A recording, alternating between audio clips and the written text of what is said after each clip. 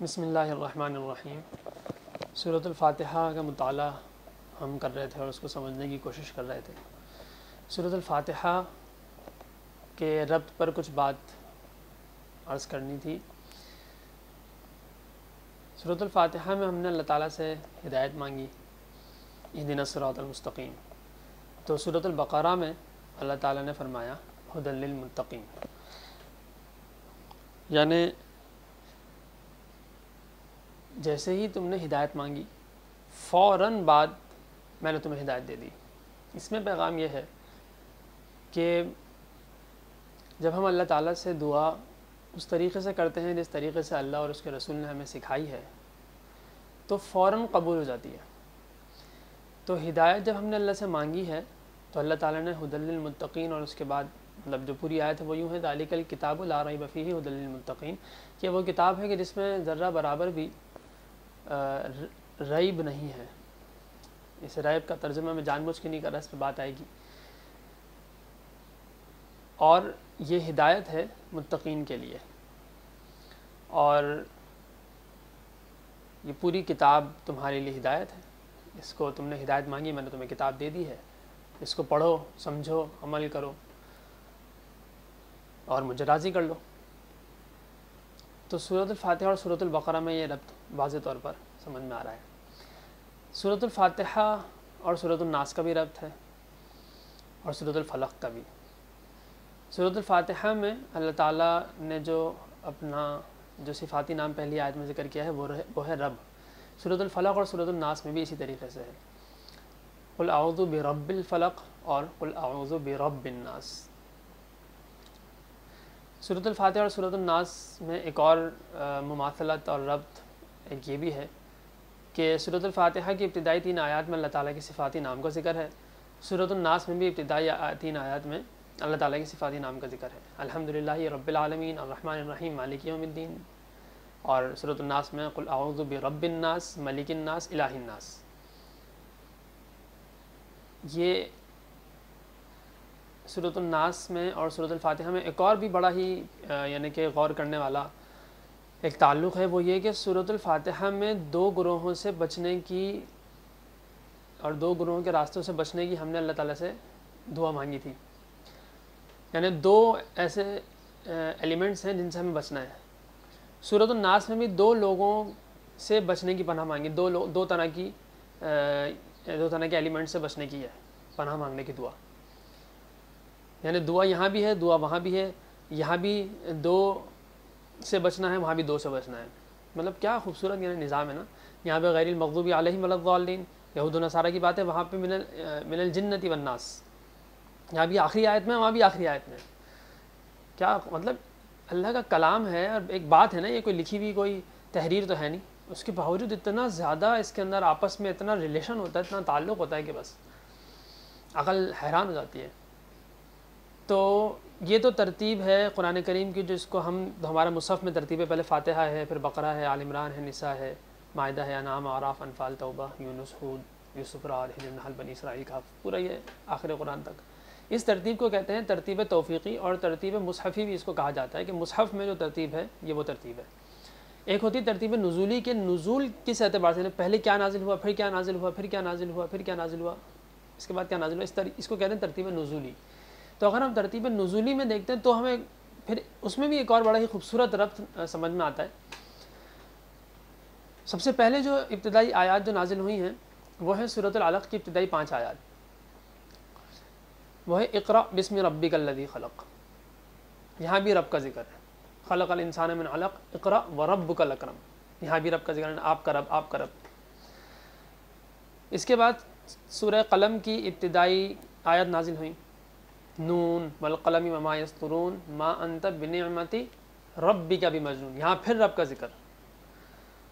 اس کے بعد سورۃ المزمل کی آیات نازل ہوئیں، یا ایھا المزمل قم اللیل الا قلیلا نصفہ او انقص منہ قلیلا او زد علیہ ورتل القرآن ترتیلا انا سنلقی علیک قولا ثقیلا ان ناشئۃ اللیل ہی اشد وطئا واقوم قیلا ان لک فی النہار سبحا طویلا واذکر اسم ربک وتبتل الیہ تبتیلا، یہاں پھر رب کا ذکر۔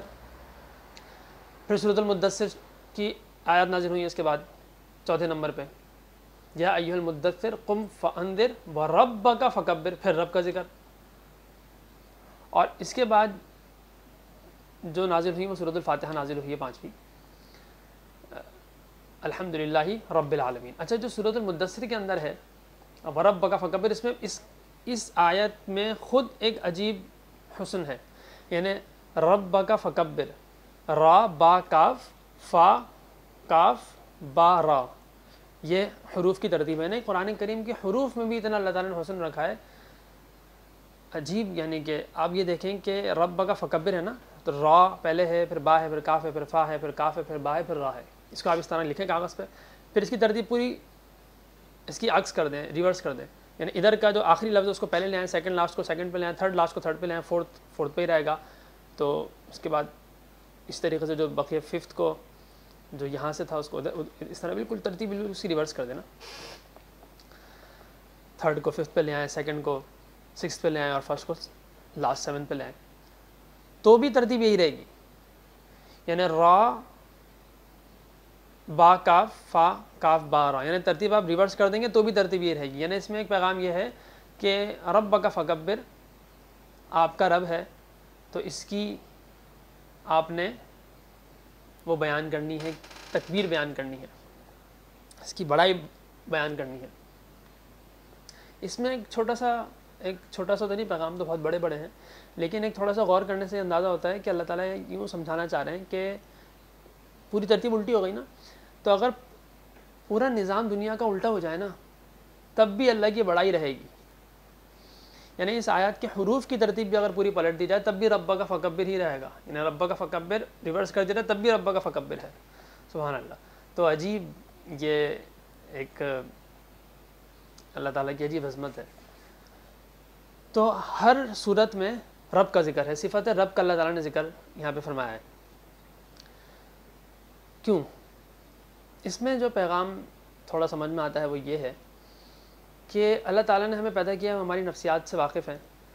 اور اس سے پہلے ایک اور بات سمجھیں کہ جو مشرکین عرب تھے وہ اللہ تعالیٰ کو مانتے تھے، اللہ کے منکر نہیں تھے وہ بلکہ قرآن کریم میں کئی مقامات پر ہے کہ اگر آپ ان سے پوچھیں کہ یہ آسمان و زمین کس نے بنائے ہیں تو لیقولن اللہ، یہ کہیں گے،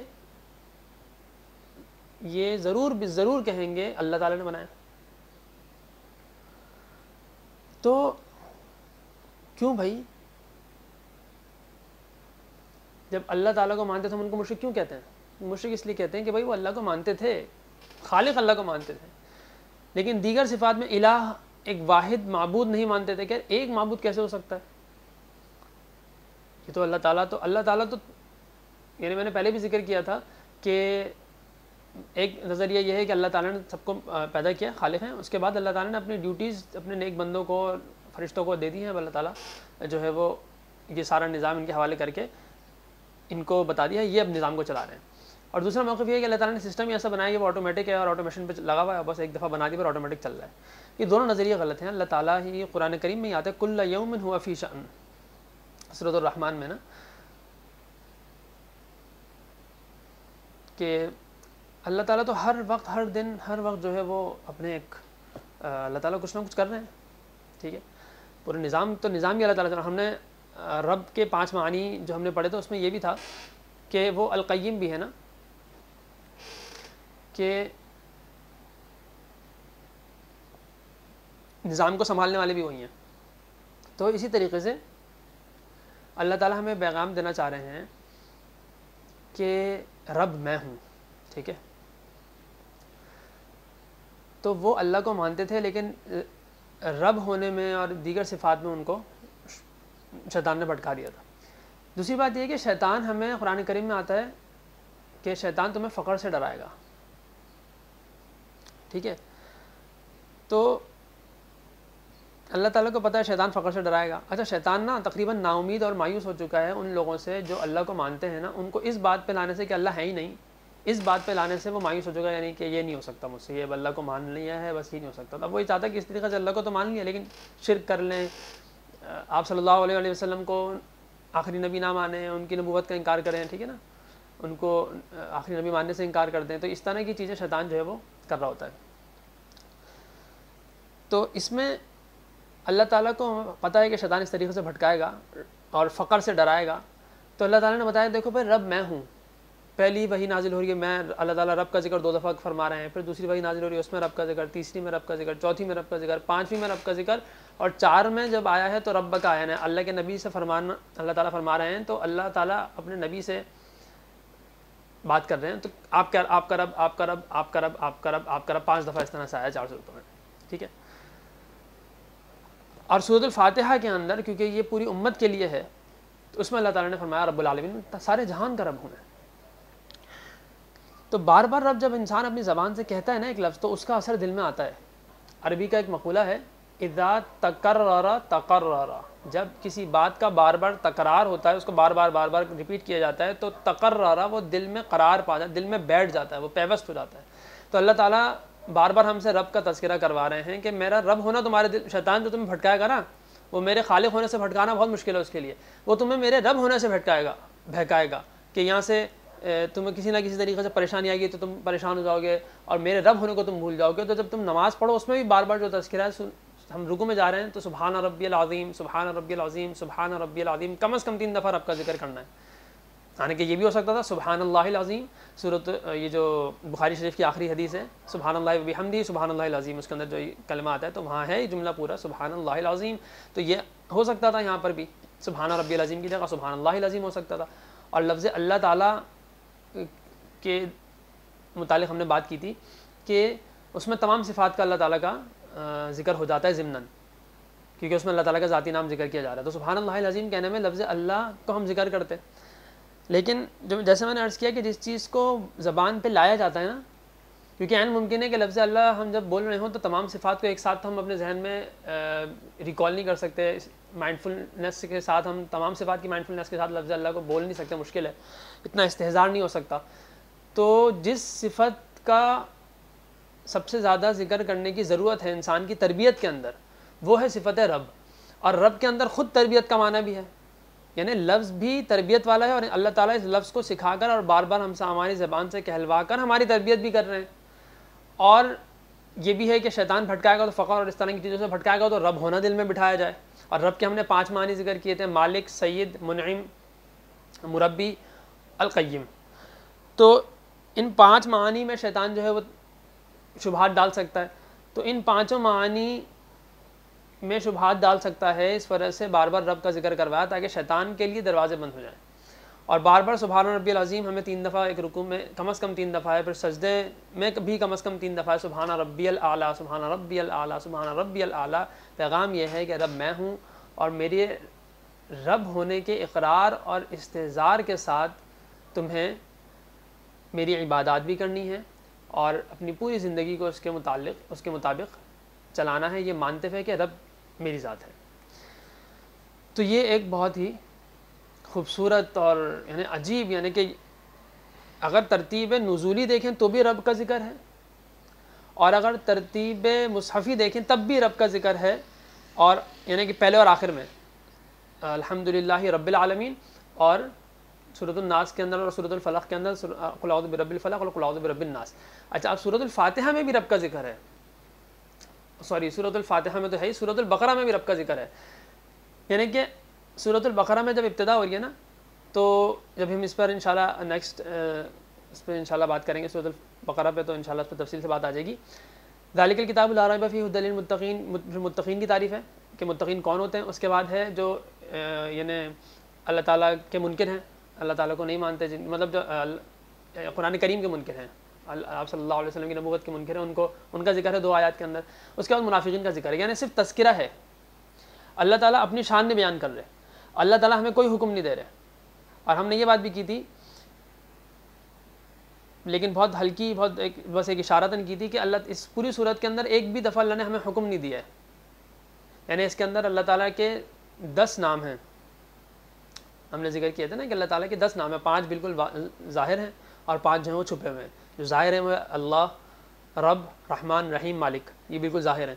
اور جو چھپے ہوئے ہیں وہ ہے ایاک نعبد میں معبود، ایاک نستعین میں مستعان، اور اہدنا الصراط المستقیم میں ہادی، ٹھیک ہے، اور صراط الذین انعمت علیہم میں منعم، انعام کرنے والا، اور غیر المغضوب علیہم ولا الضالین میں مضل یعنی گمراہ کرنے والا. اور اگر ہم سے مزید پھر اگر اور تھوڑا اس کے اندر غور کریں تو الحمد میں محمود اللہ تعالیٰ کی تعریف کی جا رہی ہے, تو اللہ تعالیٰ محمود بھی ہیں ایک طرح سے.